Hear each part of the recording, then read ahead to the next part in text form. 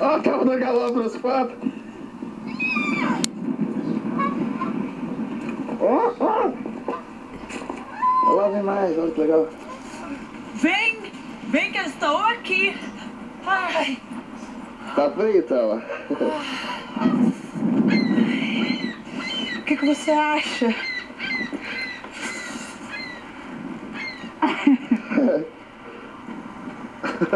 Tô falando igual cabrito, Tala. Gente, é frio, mas quando neva assim é bonito e é gostoso, velho. Alto! Eu caí num buraco aqui. O que você tá escrevendo aí, tio? O que você acha? Não sei. O que? Love?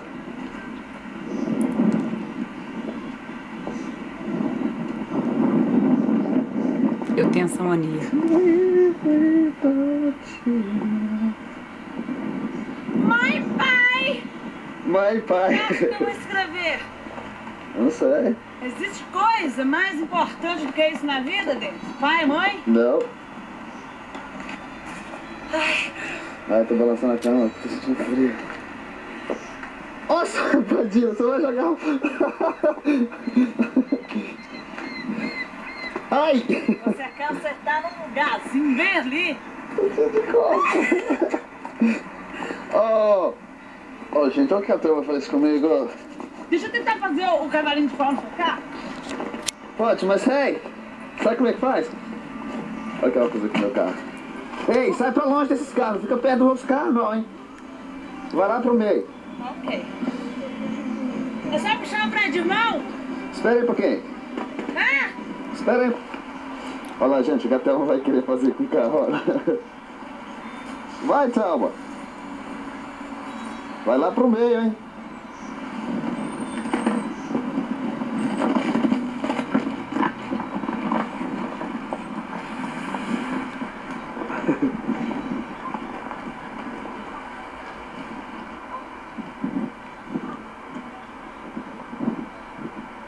Olha o que ela vai querer fazer, hein?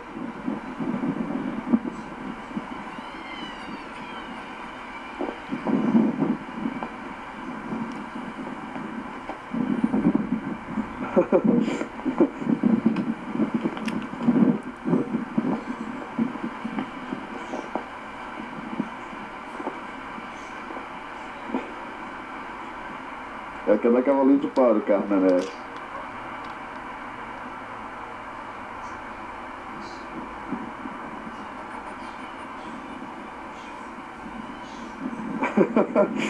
Legal, né?